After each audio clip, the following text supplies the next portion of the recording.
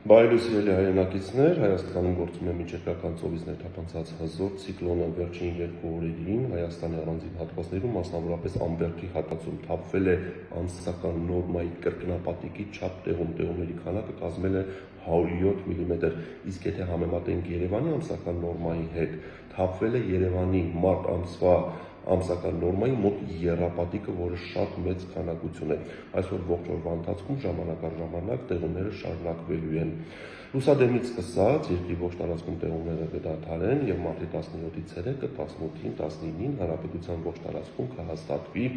առանց տեղումների եղանակ, կլինեն հրաշալի գարնանային օրեր, օդի ջերմաստիճան այսօր ցերեկվանից սկսած աստիճանաբար կսկսի բարձրանալ եւ մարտի 16-ից 18 նկատ ժամանակահատվածում ցերեկային ժամերին Հայաստանի ողջ տարածքում օդի ջերմաստիճանը կբարձրանա 4-ից 6 աստիճանով եւ արդեն կարող ենք արձանագրել, որ հանրապետության օդային եւ նախալեռնային շրջաններում գարունը եկել է։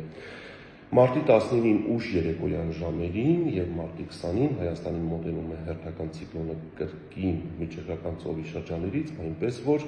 մարտի 19-ին ուշ երեկոյան եւ մարտի 20-ին հանրապետության ողջ տարածքում տեղումները կվերսկսվեն, լեռնային շրջաններում կրկին ձյուն կտեղա, իսկ հովտային եւ նախալեռնային շրջաններում սպասվում է անձրև։